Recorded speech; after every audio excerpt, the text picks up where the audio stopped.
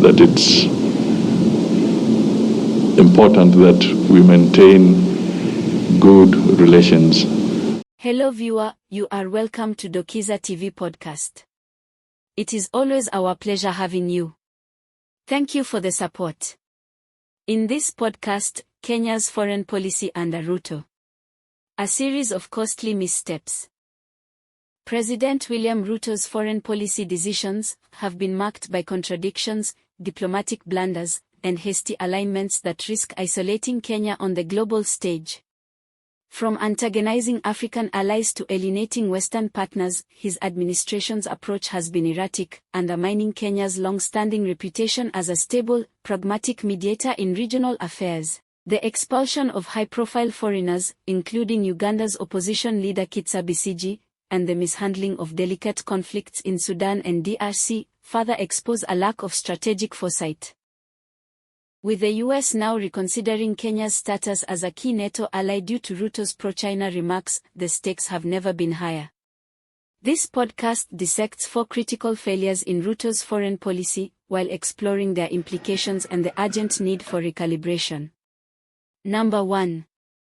Undermining African unity with the missteps on Zahirawi and Sudan. You possibly will recall this. Ruto's first major blunder came hours after his inauguration when he dismissed Sahrawi Arab Democratic Republic, SAD, despite its African Union recognition. This move, seen as aligning with Morocco, angered Pan-Africanists and weakened Kenya's credibility as a neutral broker. Worse still was Kenya's tacit support for Sudan's Rapid Support Forces, RSF, leader Mohamed Dagalo, a figure accused of war crimes.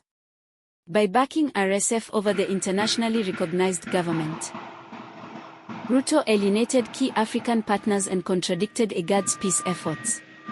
Kenya's once respected mediation role in Sudan now appears compromised, replaced by perceptions of partisan interference. Failure number 2. Military misadventures with the DRC debacle.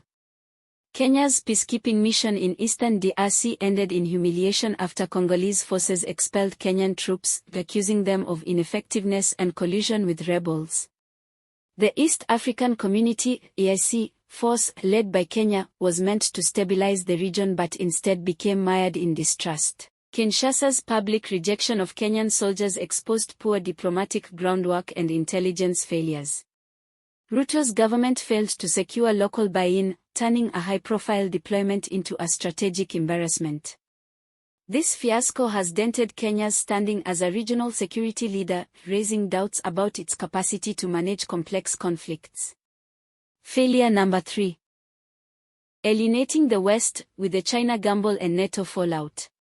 Ruto's praise for China as the architect of the New World Order stunned Western allies, particularly the US, which had designated Kenya a major non-NATO ally about a year ago. US Senator Jim Risher's motion to review this status signals growing frustration in Washington. Kenya's attempt to balance between the US and China has backfired, leaving it vulnerable to reduced military and economic support. Unlike Uhuru Kenyatta, who preceded him, Ruto lacks subtlety or sensitivity in managing competing superpower interests. His overt pro-China shift, without securing concrete alternatives, risks Kenya's access to Western markets and security partnerships at a time when debt distress demands reliable allies. Failure number 4. Reckless deportations that are eroding human rights credibility.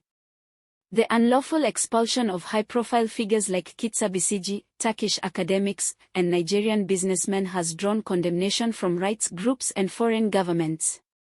Besigye's deportation, allegedly under Museveni's pressure, exposed Kenya's willingness to violate due process to appease regional autocrats. These actions contradict Kenya's constitutional commitments to asylum and fair treatment. By acting as an enforcer for repressive regimes, Ruto's administration damages Kenya's image as a democratic beacon. The trend signals a dangerous drift toward authoritarian complicity, jeopardizing partnerships with rights-conscious Western nations. Some of the illegal deportations and attempts for the same have already won huge court awards after the would-be deportees or their families sued the government in the High Court of Kenya. This means that officers in government who execute the illegality are causing Kenyans to bear extra burden, considering that court awards are footed from the public coffers. By way of concluding, is our foreign policy in a freefall? Ruto's foreign policy is a litany of unforced errors, from alienating African peers to gambling with vital Western ties.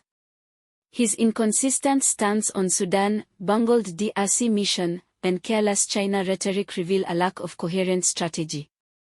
The arbitrary deportations further stain Kenya's human rights record. Without urgent course correction, Kenya risks becoming a peripheral player in regional diplomacy and global economics.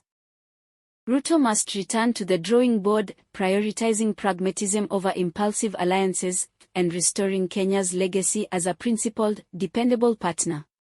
The cost of failure will be measured in lost influence, economic strain, and diminished sovereignty. Time is running out. With that, thank you, viewers. If you love our podcasts, kindly subscribe, like, and share.